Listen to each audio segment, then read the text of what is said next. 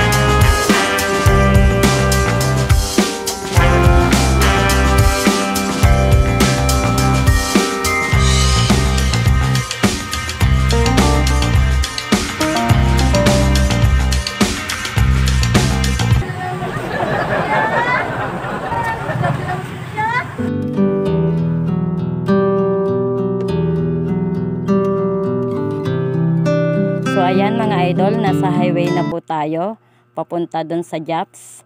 Malapit na po yan. Nakamotor lang po kami ng single ni nanay. Ayan po yung driver ko, si nanay. Tapos yung tatay ko at saka yung classmate ko nandun sa may likuran namin, nakasunod sa amin. So ayan na po yung daan papunta dito sa Japs. Ayan po yung kakainan namin. Ayan. Ayan po yung Japs. Ang may-ari po pala nito ay dati kong teacher nung elementary. Ayan, shout out po sa may-ari nito kay Ma'am Matunan, sa Matunan family.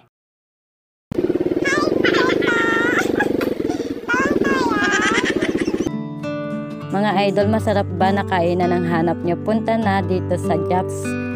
Ayan, lalo na kung may gaganapin po kayong celebration, binyag, birthday, family bonding. Maganda po dito, nakaka-relax. Ayan po yung kanilang menu. Meron po silang halo-halo, mais kong yelo, pansit, any kinds of food. Ayan. Yayain nyo na po ang inyong barkada, kaibigan, family. Ang halo-halo nga po pala nila dito ay 69 pesos. Tapos yung mais kong yelo ay 79. Sa 69 pesos mong halo-halo, sulit na. Kasi masarap yung kanilang halo-halo mga idol. Promise. Babalik-balikan mo itong halo-halo nila dito sa Japs. Ayan po, yung aming kasama.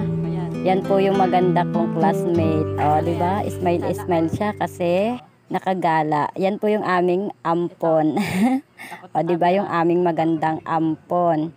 So, ayan ang nanay ko, kumakaway-kaway. Ayan naman yung tatay ko, takot sa camera, char. Ayan, hanggang dito na lang po mga idol. Thanks for watching. Bye-bye!